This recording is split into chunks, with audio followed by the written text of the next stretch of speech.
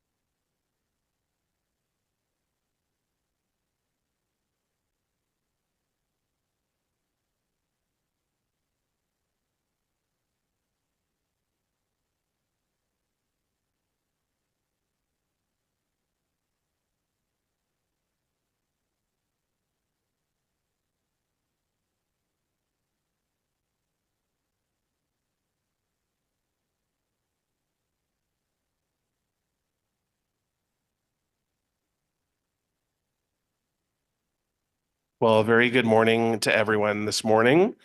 I'd like to call our meeting to order. This is the 17th meeting of the Emergency Preparedness and Protective Services Committee of this term of council. It's good to see everyone in person and those online as well. And the first order of business will to be our taken roll call. So Mr. Committee Coordinator, please. Councillor Bradley. Here. Councillor DeRush. Here. Councillor Devine. Here. Councillor Dudas. I'm here. Councillor Hubley. Here. Councillor Johnson. Here. Councillor Kelly. Present. Councillor Luloff. Good morning, Chris and Chair. Conseiller Plante. Ici. Vice Chair Hill. Present. And Chair Brockington, you have quorum, Mr. Chair. Thank you. And everyone is here, which is great.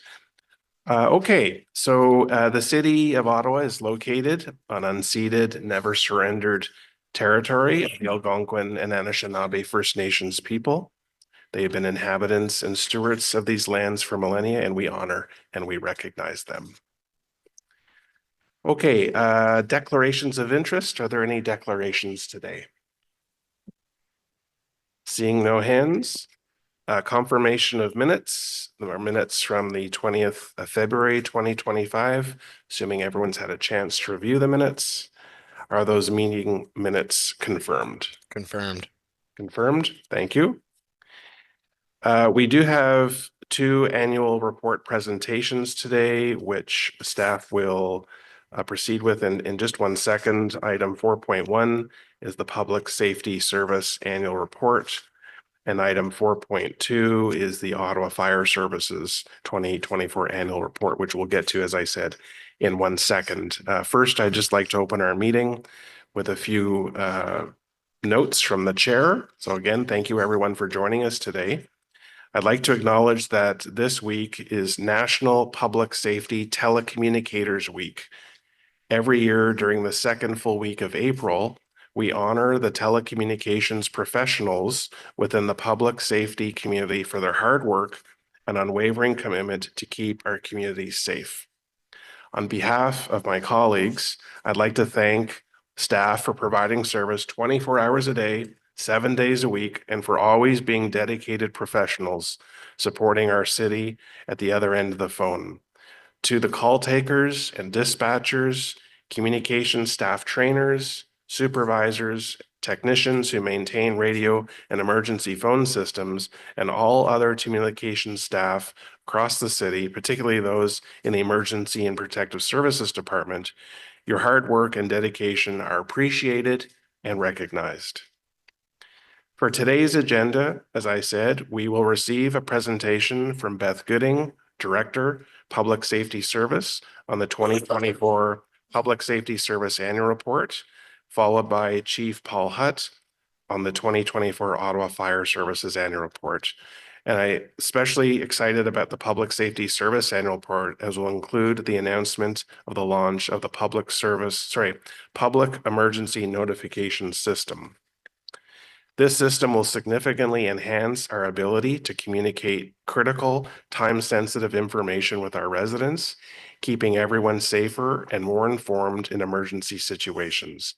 This is a big step forward for our city, and it will improve how we support and protect the community. And finally, Chief Hutt's presentation will also provide an update on many important initiatives across Ottawa Fire Services, including the innovative Camp Fit program, the first of its kind initiative empowering young women to pursue careers in fire services, helping to diversify and strengthen our workforce. So I look forward to hearing from both of our services today.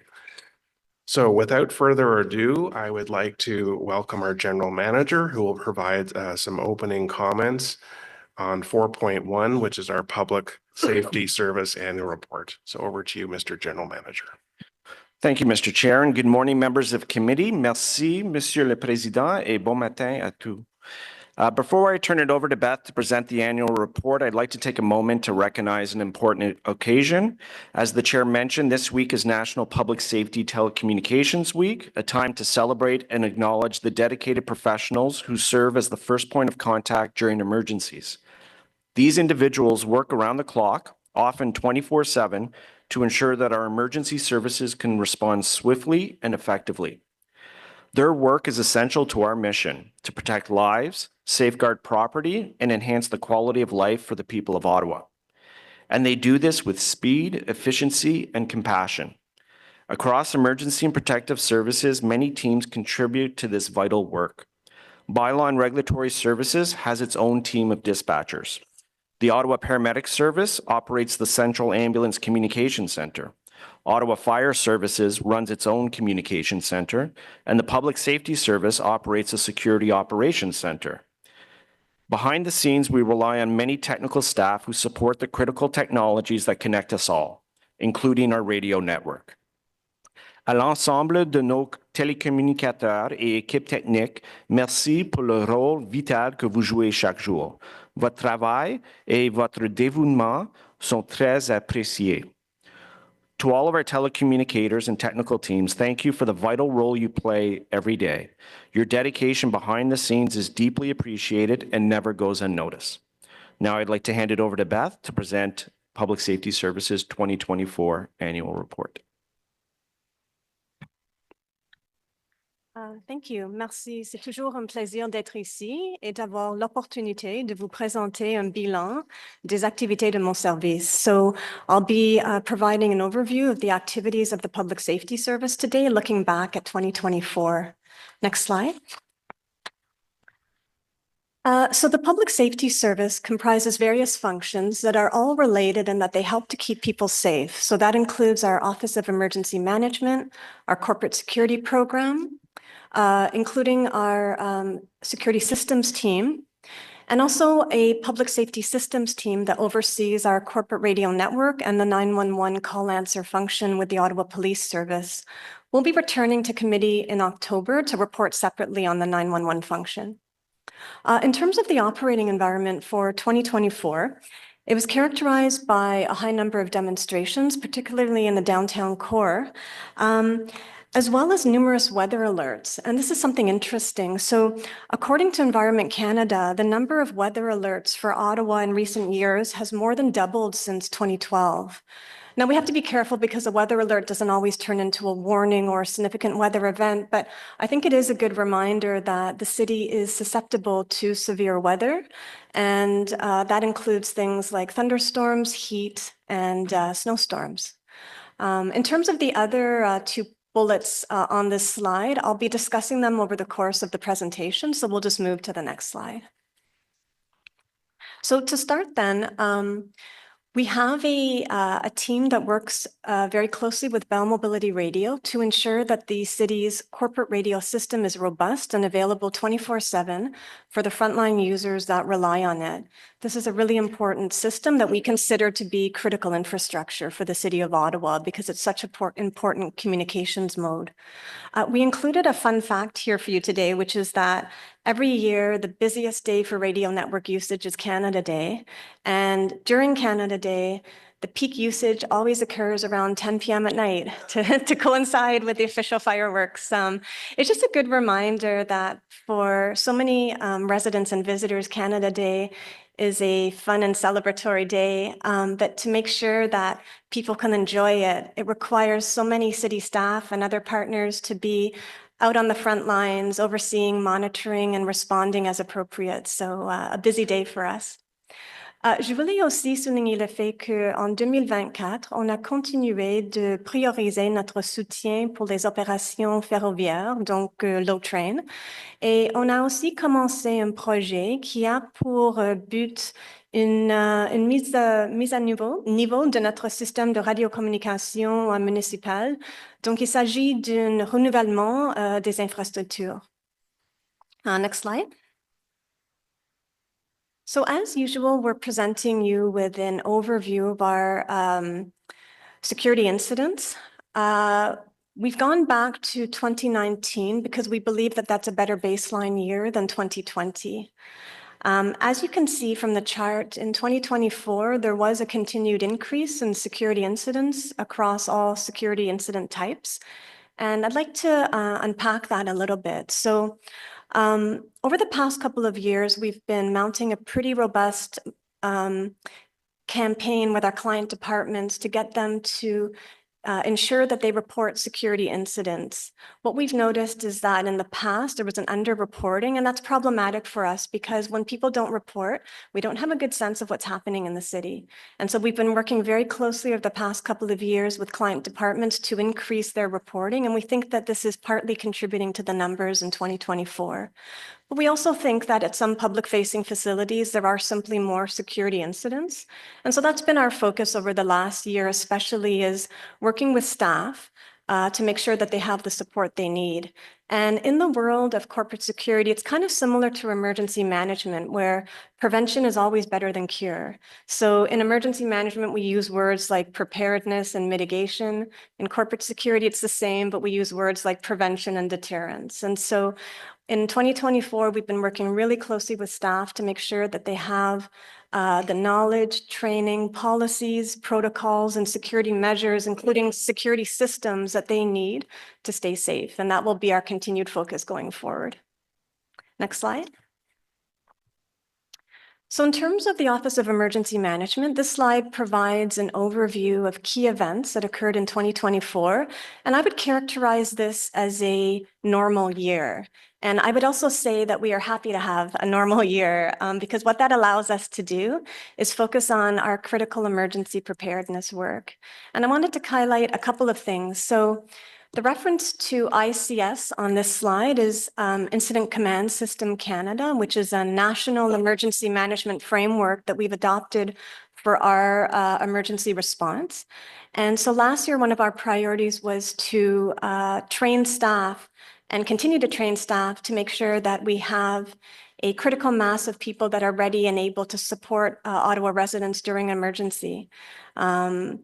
That system is pan-Canadian and helps us to better partner with external entities, which is really important for complex and large-scale emergencies where the emergency management ecosystem is much broader than the city. We also continue to work on building community resilience. And so this is the training, partnerships, and briefings that we give to community associations, faith-based groups, and others. And it's really important. It's part of our ethos of supporting a neighbors, helping neighbors approach in Ottawa.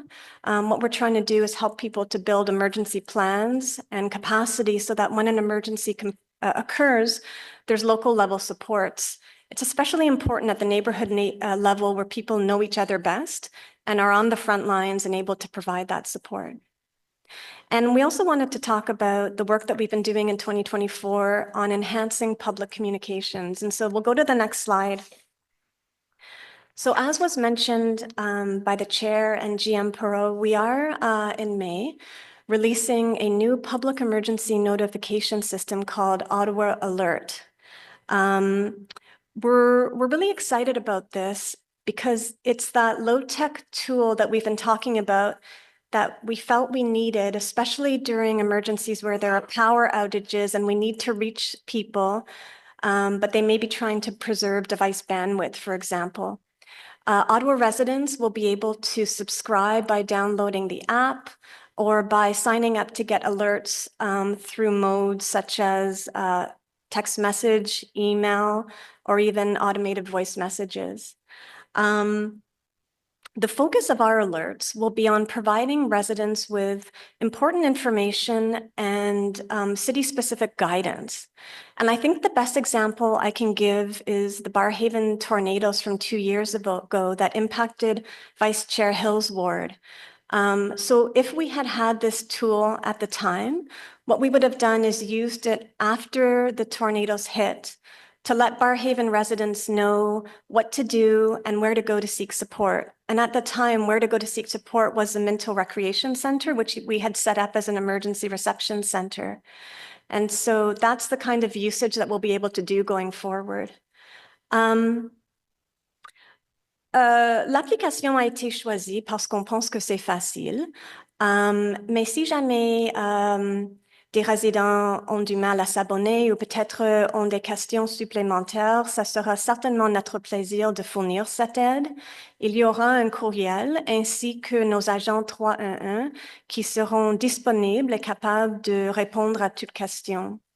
So I'll just repeat some of that. We'll be doing a full marketing release when the tool is ready to launch. A bunch of communications, social media, emails from GM Perot. And so there'll be clear instructions on how residents can subscribe and sign up. But if there's any questions or issues on the part of residents, we're going to have various modes of communication available so that they can reach out and get help. We're very excited about this tool. We hope that you'll amplify the messaging once it's released. And just want to thank you again for the time today. Merci.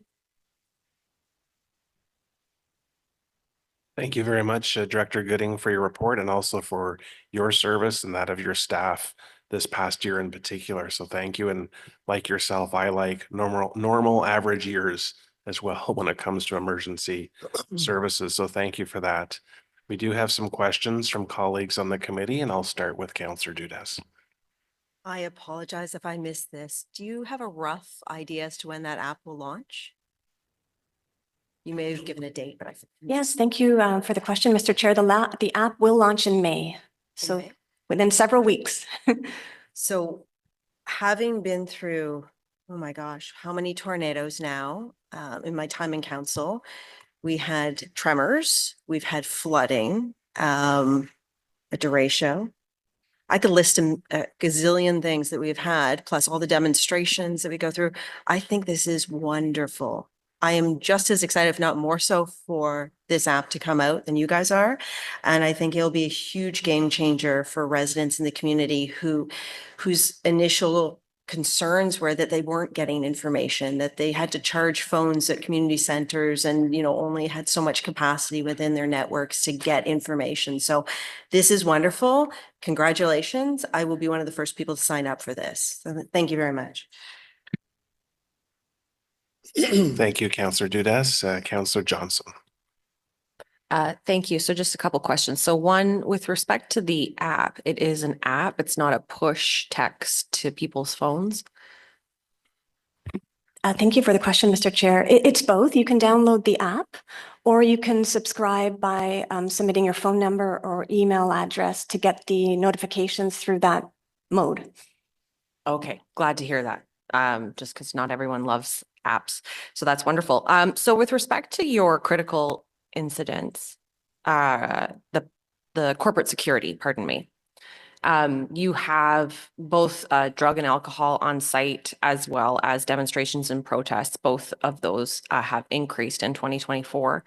I just wonder, like, what is the threshold by which that is noted? If someone uses drugs or alcohol on site, I mean, when would that take note? When would you take notice of that? Is there a behavior that is associated with that? Or is it just that someone's, you know, smoking a joint while walking across City Hall property? Thank you, Mr. Chair, for the question. It can be different means through which it's brought to our attention. For those buildings for which we have security guards, they're often the ones who may notice the inappropriate behaviors first and notice them directly. In other buildings, it may be reported by staff. And in terms of a threshold, it's you know, typically an obvious behavior, so an open drug use or alcohol use, or very concerning behaviors. And similar to the demonstration and protest on site, is that something that it's just that it's taking yeah, I mean, that would be something that would be very visibly taking place.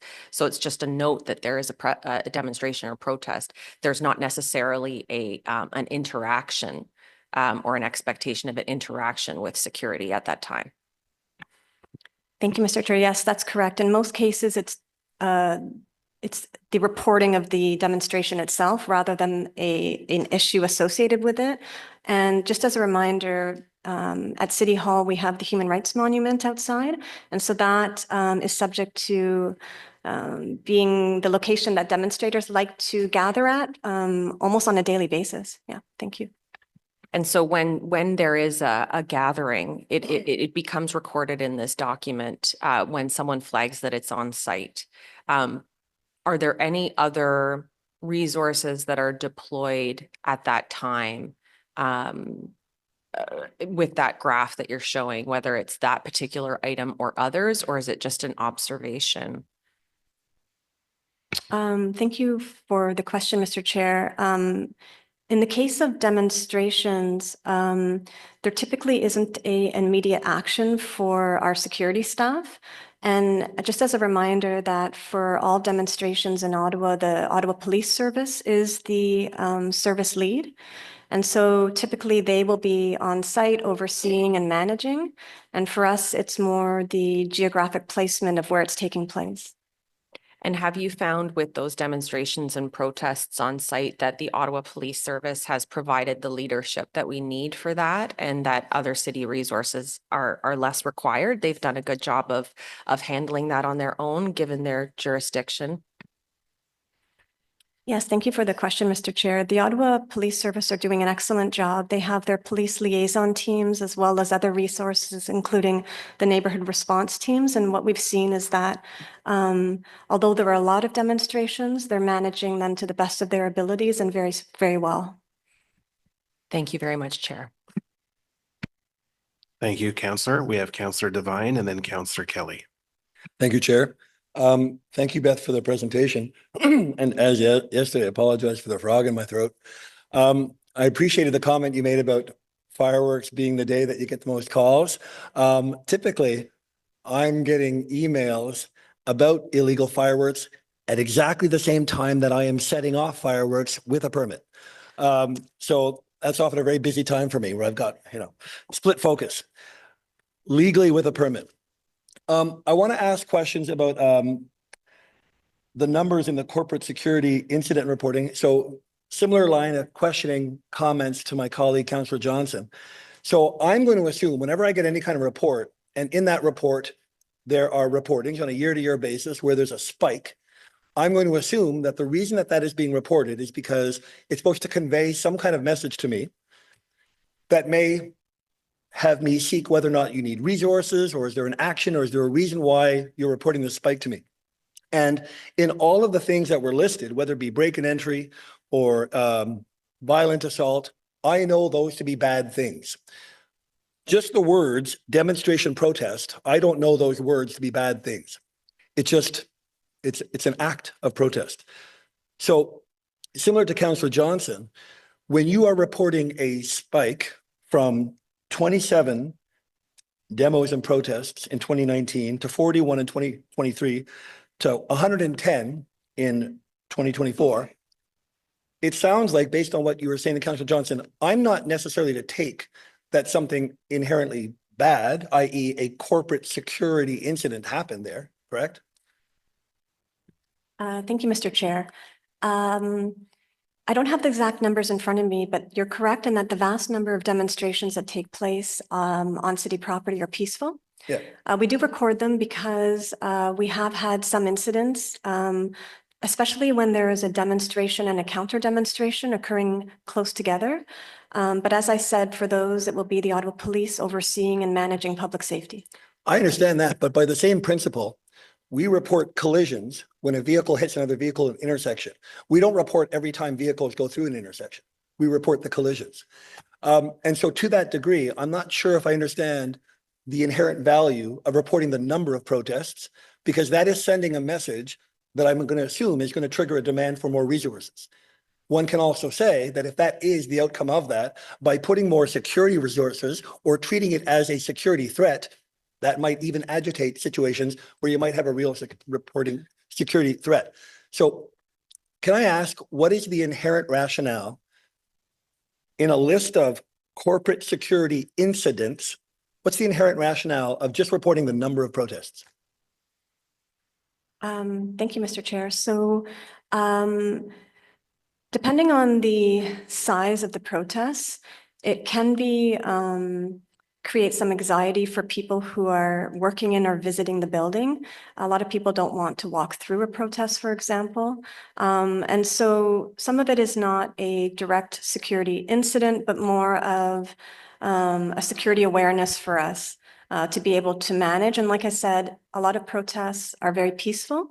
Some will start off that way and not end that way. And so we want to make sure that we record what's happening on city property, but very happy to take this away and Yeah. consider revising that category. It's not a problem. Thank you. I appreciate that. I mean, in the same vein, I understand that a large protest may cause anxiety for somebody walking across the street. In the same vein, heavy traffic congestion may cause anxiety for a pedestrian crossing the street. And if we want to start reporting about high traffic congestion and the impact that has on pedestrians, I'm all down for it. So I would encourage you to restrict our list of incidents to incidents. I may even, seek to either work on that offline or bring a direction. In the same vein, there's also a spike in trespassing, where in trespassing from 2019, we had 60. In 2023, we had 161. And in 2024, we had 222. So can you tell me what is defined as trespassing? Thank you, Mr. Chair. So trespassing is when we issue a trespass notice to someone at one of our city facilities. But that's a big spike from 2019 to 2024. But what qualifies as, just so I understand, what qualifies as trespassing? How would I get, what threshold do you have to pass to get a trespassing notice? It's directly, thank you, Mr. Chair. It's directly linked to the city's public conduct policy. And so the behaviors there are clearly outlined, and at a high level, it's inappropriate behavior. So it could be someone spewing hate speech, someone being aggressive to a staff or to a visitor at a city facility. It could be someone drinking alcohol or injecting drugs. Yeah. Has the definition of what that threshold is changed from 2019 to 2024? No. Great. Yeah. Thank you. Lastly, on the issue of the public emergency notification system, I agree with Councillor Dudas. I am very excited to have that system. I think it will be immensely useful, but same as with my newsletter, which I believe to be immensely useful, it's only valid if people subscribe to it. All the people who say, I didn't know this was going on, we didn't subscribe to it. In anticipation of the fact that it's hard to get people to subscribe to a new app or to download anything, is there any available tool to us for critical emergencies where we can, just like I get a text notice about an Amber Alert for an emergency that I may have no ability to address, but if I am living in a neighborhood where there is a hurricane or a tornado, do we, the city of Ottawa, have any ability to use that same kind of non-subscribing, non-opting in, put out a text message or something like that? We all have these. This is the best communication device available. Do we have any capacity to advance that kind of process? Thank you for the question, Mr. Chair. So we already have access to that capacity through the National Public Alerting System. It's managed by the provinces and territories. And so for us, it would be, the message would come through Ontario, and it's called a broadcast intrusive message. So it basically pings all available cell phones in the area and directly sends them a message, whether they're subscribed. Well, there's no subscription. You're getting the message. And the best example is what you said, the Amber Alerts. So we have access to that already, but it's a very heavy and intrusive form of messaging. And so we reserve it only for threat to life situations. And in my time at the city, we haven't had to use it. Oh, but if there were such an event, we could use that technology? Absolutely. Fantastic. And do we have a protocol or a threshold or definition for, like, do you have a playbook for when you might need to push that button? Yes, thank you, Mr. Chair, for the question. We do absolutely have a protocol. Happy to share it with you. There are certain types of emergencies that are applicable, and there's also a sign-off process within the city as to who is allowed to send the message. Great. I might want to ask the chair on the issue about changing the definition of what kind of incident would be reported as demonstration protest. Is that a direction I need to bring now, or can I work on that throughout the meeting? I would suggest you meet with the director offline and have a chat, and you can probably resolve the matter that way. No, just after the meeting, schedule a meeting with the director and talk this one out. Great. Thank you, Chair. Thank you, Director. Thank you, Councillor. Councillor Kelly. Thank you very much, Chair, and thank you, Director Gooding, for your presentation and for the wonderful work that you find yourself doing sometimes when there's an emergency in our city. I appreciate how connected you are to the communities that you serve. I also am excited about the public emergency notification system, and I can see that being incredibly useful in a citywide emergency or a widespread emergency. I do have some questions though about how it might work in a area or ward specific emergency, or for instance, spring flooding, which can potentially happen in Councillor Lulof's ward at the same time it's happening in mine. Sorry. And I'm wondering how contacting people in specific areas or in specific wards will work. Because if the entire city is getting messages about flooding in Constance Bay and Cumberland, there could be some mixed messages or confusion. So I'm just wondering if you could provide some commentary on how that aspect of the system may work. Thank you for the question, Mr. Chair. So so I just want to remind everyone that this is a subscription-based city. So the residents will only get messages if they sign up and want them. And when they sign up, they'll be asked to pick the type of message they would like to receive and also the geographic location. They can pick the whole city, or they can select certain wards depending on their area of interest. And that is how we will target our messaging during emergencies. So for example, during spring freshet, if we needed to reach people in Cumberland and West Carleton, we would look for the subscribers in those areas and target our messaging to them. Amazing. Thank you so much. Thank you, Councillor. Are there any other questions from members of the committee? Seeing none, thank you, Director, again. The motion before us is that the Emergency Preparedness and Protective Services Committee recommend Council receive the Public Safety Service 2024 Annual Report for information. Is this item received? Received. Thank you, colleagues. The next item is 4.2, the Ottawa Fire Service 2024 Annual Report. We'll welcome our team from Ottawa Fire Services.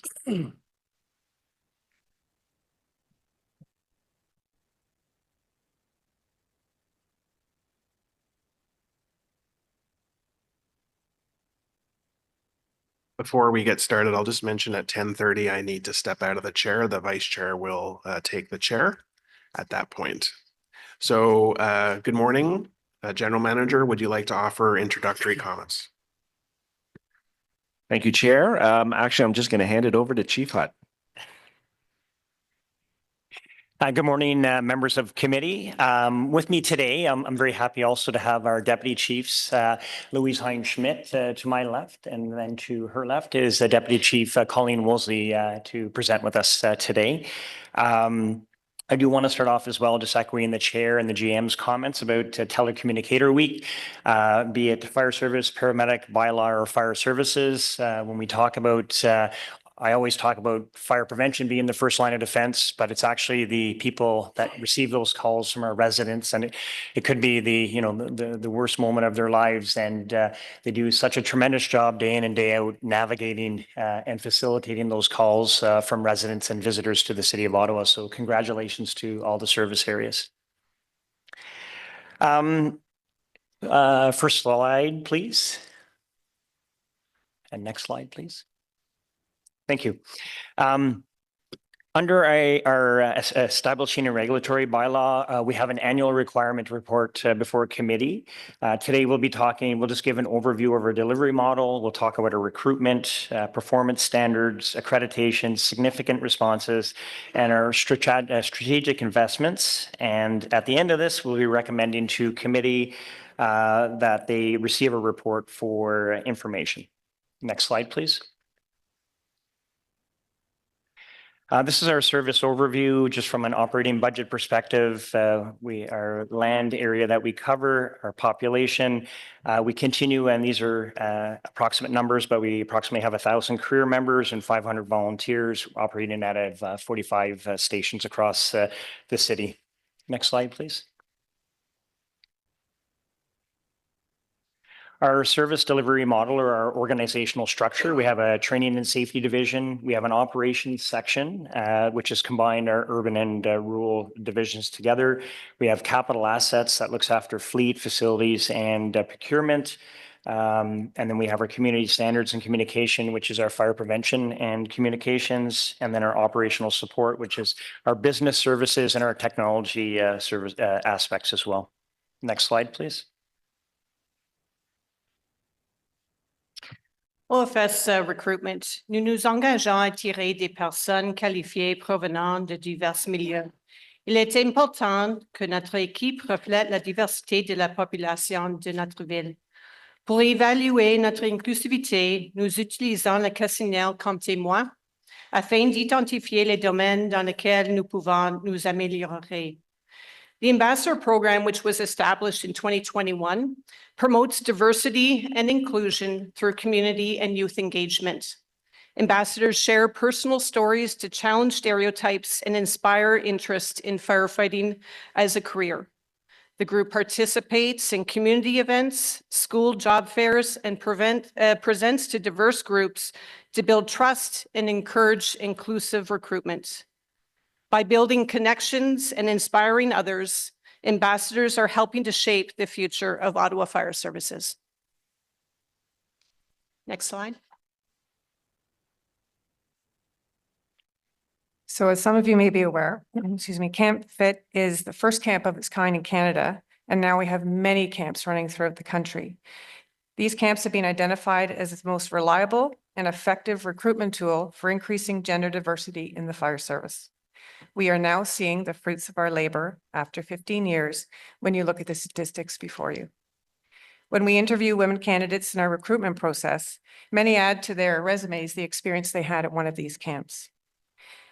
This highlights the importance of finding ways to introduce firefighting as a viable career option to a demographic that has not traditionally been represented in our service.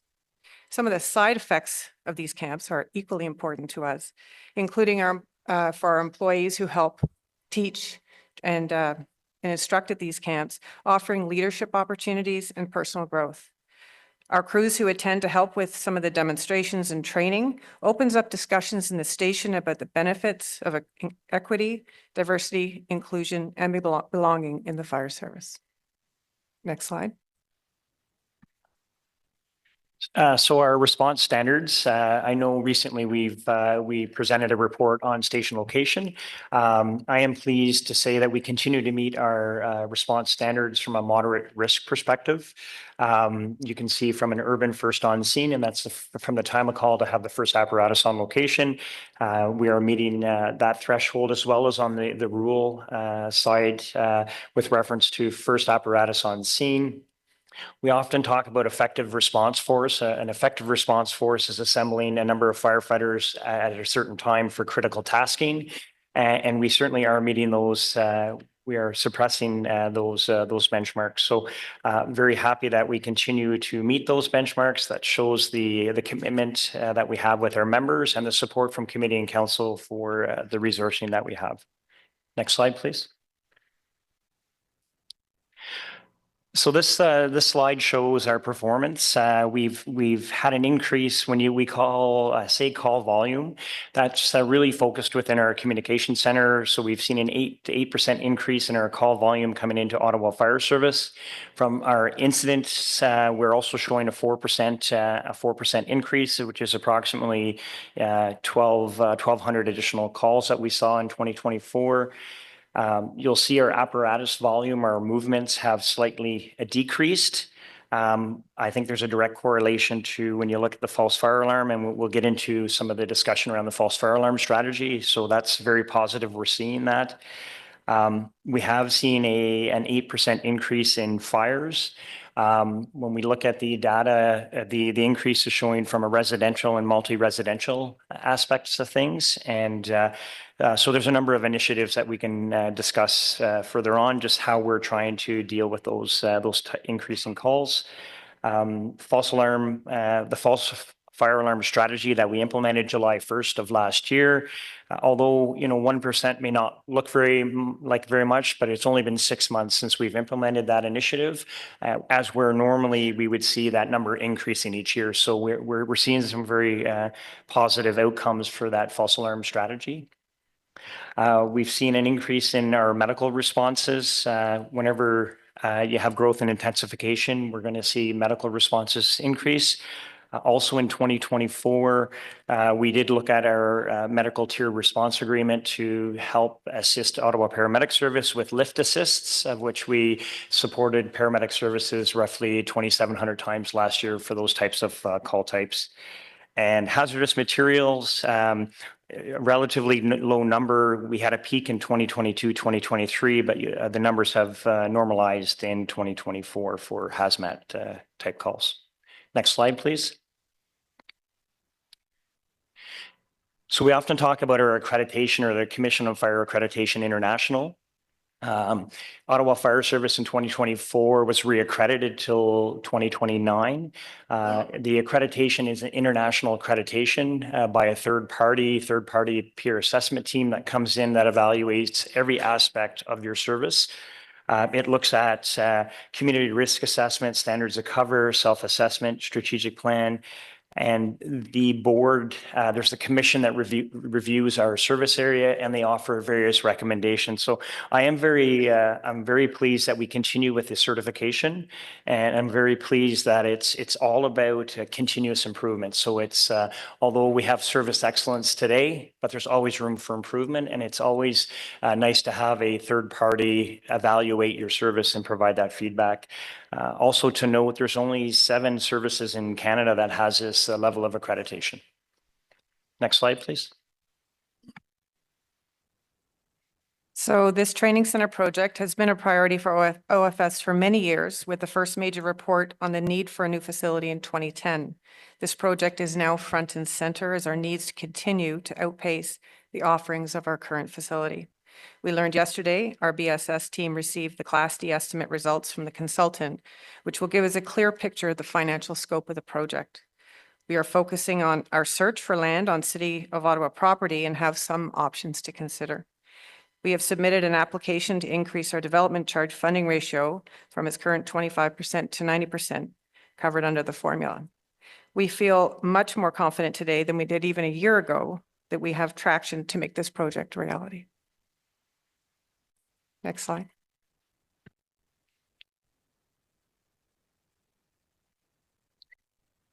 The false alarm strategy, which was launched on July 1st, 2024, aims to reduce nuisance alarms and enhance public safety.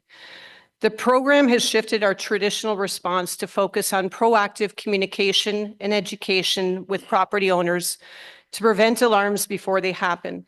In the first 6 months, as reported by the chief, we saw a 1% overall reduction, but more significantly, we're seeing real change. For example, one property went from 156 alarms in 2023 to 112 in 2024, and just 24 so far in 2025. And happy to report not one alarm in the last month. These improvements are definitely a direct result of the program. These outcomes allow us to better allocate resources where they're needed most. As the program is still in its early stages, we look forward to sharing more success stories as the program continues to grow. Next slide. Significant responses in 2024. Our hazmat team was called to Orleans to a hotel that there was strong chemical smells within the building. Our hazmat team was able to mitigate that call. May of 2024, we responded to Donald Street for a high-rise fire, unfortunately resulting in a fatality and a number of injuries. We worked very closely with our colleagues in the Office of Emergency Management for 200 residents that were displaced for that call. May of 2024, we responded to a multi-vehicle collision on Highway 417. One vehicle caught fire, and which also resulted in extrication. So our specialty team extricated at that scene.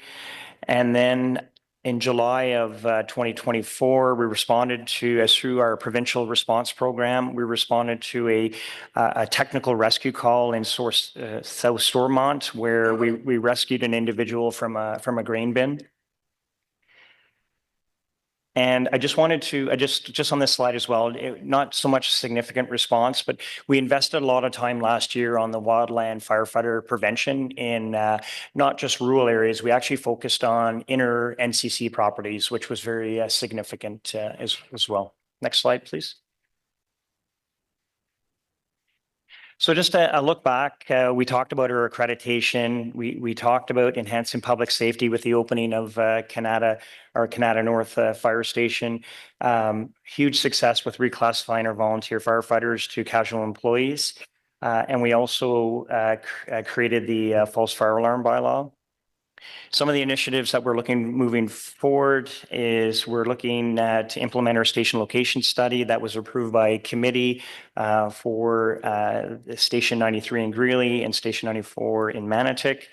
We currently have renovations well underway at Station 81 for converting that station to a composite station. And we also continue the progress with our psychological and our wellness of all our staff. So that concludes our presentation, but we're happy to answer any questions there are. Well, thank you very much. We appreciate the presentation of the annual report. So thank you, Chief and Deputy Chiefs, for the presentation. In addition, I just want to add that yesterday, City Council ratified a new collective agreement with our professional firefighters, and I want to recognize Dave Andre, who's here as well, the president of the association, but we have labor peace and certainly a good deal. So want to recognize the good work that got us there. So thank you. So welcome to take questions now from members of the committee, starting with Councillor Devine. Thank you, Chair. Thank you, Chief and Deputy Chiefs, for a great presentation and for another great year of service. I was also very happy to be at the awards ceremony you held last week, honoring not just the amazing and brave and innovative and creative members of our force, but members of the community that rose to the call. So thank you for that ceremony and for recognizing all of that. I also want to repeat what the chair just said about congratulations on arriving at that agreement. The fact that it was like 98.8% ratification by the membership just showed a fantastic collaboration between management and labor. So congratulations on that. Again, it's like a really solid report. Very appreciative of seeing those, because I remember from previous years, and I know that we have different response times based on geography, and we were already ahead of the curve, I think ahead of the standard, but you've even gone more ahead of the standard. So across all areas, whether it be rural or urban or suburban. So just a tip of the fire hat to that. I'm sure that every resident is very appreciative of you being able to get to where you got to go faster and faster. I want to touch a little bit about the success that you found from the false alarm bylaw. I was really excited that got passed last year, because I anticipate, as you do, that there's going to be significant savings and efficiencies found from that. I was pleased to hear that even though right now you're only reporting in the first 6 months a 1% decrease, but by this point previously you would have had an increase. So the net difference is more than 1%. Can I just safely assume that you're going to be projecting, as more and more education and instruction happens, that percentage of increase is likely to grow over the next few years? Chair, through you, thank you for that question. We're very optimistic that that's a trend we're going to see. We had an educational phase the first 6 months, and then actually went into effect July 1st. So also, we've been able to dedicate those true dedicated resources to focus on dealing with the root issue of these alarms, which we really didn't have the time or the resources to do that in the future, or in the past. So it's been very helpful, and we certainly are optimistic that we're going to continue to see that nuisance fire alarm decrease. Yes. And you also made a correlation between the decrease in false alarms with the decrease in the deployment of apparatus. And I know that the decrease in deployment of apparatus was only 0.5%, but all of that translates into costs. Is there even a way, even with just these 6 months of improvement, down 0.5% on apparatus, down 1% on false alarms, is there even a way to project the cost savings of that? Because I welcome it and support it, and I want to champion it. Is there a way to project what that translates into dollars? I think probably difficult based on the small sample size that we have the 6 months. When we presented the false fire alarm strategy, we did suggest within 3 years, although we'd report every year back to committee to the progress, we did suggest that after 3 years, we'd have an excellent sample size that we could see where we're at. But keeping in mind, our false fire alarms represent around 35% of all our calls. So I think that's why we're drawing that correlation between that small percentage and the vehicle apparatus movement decreasing. And last question about the false alarm thing. You mentioned one particular building, and I don't remember the numbers, but you said it went from 190 to 124 to 30, something like that, but a huge trajectory. Can I assume that that success is based on proactive instruction and communication with that person? And then can I assume that whatever you learned, you and that landlord or building, whatever you learned there, you can replicate that with other Sure. problematic properties? Thank you, Chair. Thank you for your question, Councillor. Absolutely. The experience that we've realized with this property is definitely something that we will be able to apply to others. We've recognized that this program has definitely allowed us to engage more with these property owners. And as the chief indicated, we now have the resources to be able to have that time to be able to have that dialogue with property owners to assist them. And as well, they are working as well with certified fire alarm technicians to implement changes. So we are very hopeful that moving forward, we are going to see positive change at other properties as well. And have you been finding that with those problematic properties, are the property owners themselves, needing to see equipment upgrades to their, whatever you call that operating panel? Is that part of the problem? It's not necessarily irresponsible tenants and or people, it's just faulty equipment? Right. And at times it can be, making improvements. Sometimes it's adding different types of devices that will provide better protection. And, even sometimes it's the location of the device. It's not that, they were not compliant. It's just where they had them situated, where it's probably not ideal. Just a very small example, perhaps, a smoke detector just outside a bathroom with the steam from the shower is not the most appropriate location or the appropriate device. So in working with their certified alarm technicians, they're able to realize changes that are having positive effects on our responses. Fantastic. I noticed you mentioned like a spike of 35% in hazardous calls, but you also said that 2022, you said, hazardous, you were down 35%, but that 2022 was a peak. So was the spike in 2022 an anomaly, and is the coming down 35% this year in hazardous calls, is that pretty much the baseline? Chair, thank you, Councillor. Our hazardous material calls overall, like we're looking at 1,200. So any kind of spike or bump, there is no trend that I can really report during the 2022 and 2023, other than the fact that we were also coming out of COVID as well in 2022. So there was a lot of people still working from home. Those aspects that may have attributed to that little bit of a bump, but looking in 2024, everything seems to have leveled out. So, thank you. So you also did mention that there was a spike, an 18% spike in medical calls, and I know that from our paramedic services, tons of innovation on your department to try to advance measures. Sometimes the province listens, and sometimes the province does not. Is there any correlation between the spike of OFS responding to medical calls and any challenges that paramedic services is responding? Like you're both able to respond to services, but is there a correlation there?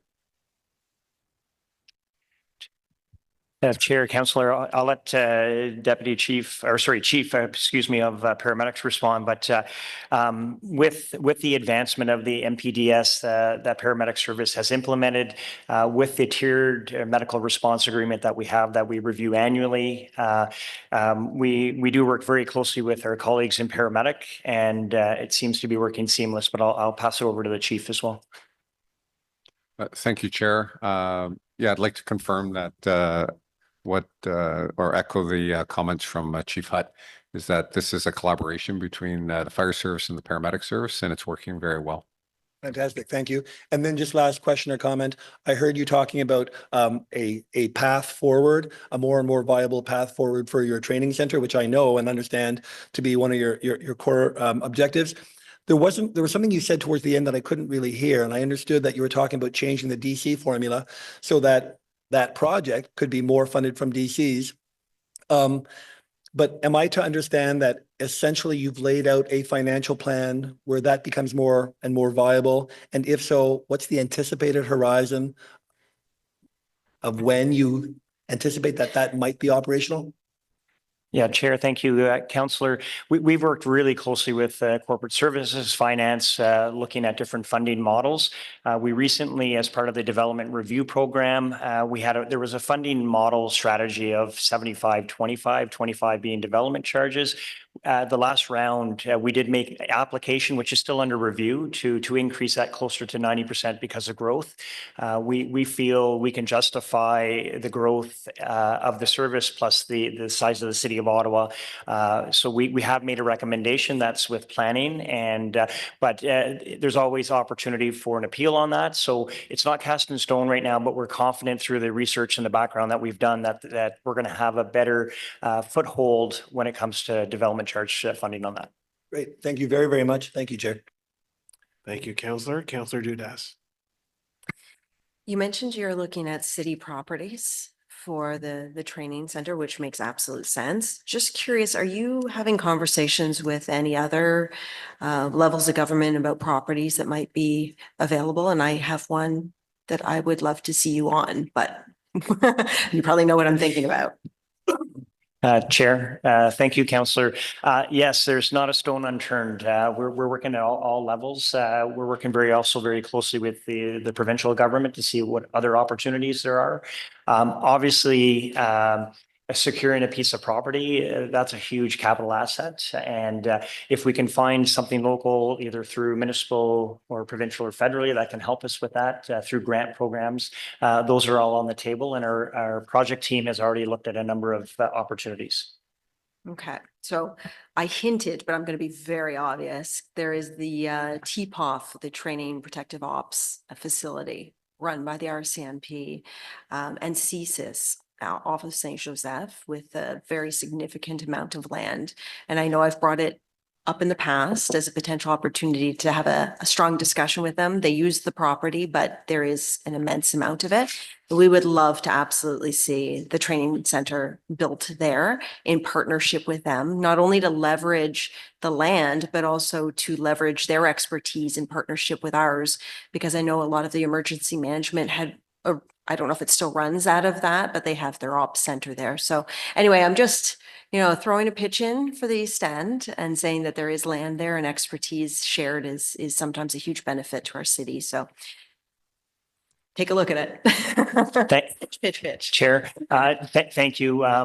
We've looked at a number of properties, a number of opportunities, and we currently do training. Our hazardous material works very closely with the team at TPOF, and we've done training there, so we're aware of that facility. One element we have to be very careful of is current and future development with the type of training and burning that we have to do in those locations. We have to be careful of surrounding areas and neighborhoods, and that's something we have to take into consideration. Thank you. Thank you, Councillor. Thank you for that suggestion as well. I don't see any other questions from committee members. So the motion before us is that the Emergency Preparedness and Protective Services Committee recommend that Council receive the 2024 Ottawa Fire Services Annual Report for information. Is that matter received? Received. Thank you, colleagues. Thank you. Okay, thank you, Chief and Deputy Chiefs. So just continuing with our agenda, I do not believe there's any in-camera items. We do have an information previously distributed, the delegated authority in 2024 by the Emergency Protective Services Department. So that is noted. Any notices of motion? Seeing none, any inquiries? Seeing none, other business? Just before we adjourn, just two matters to draw to your attention. May 4th is International Firefighters Day. On this date, you are invited to remember the past firefighters who have died while serving our community and those who have dedicated their lives to protecting the safety of all of us. We recognize and honor the sacrifices that firefighters continue to make to ensure that their communities and environment are as safe as possible. So we thank them.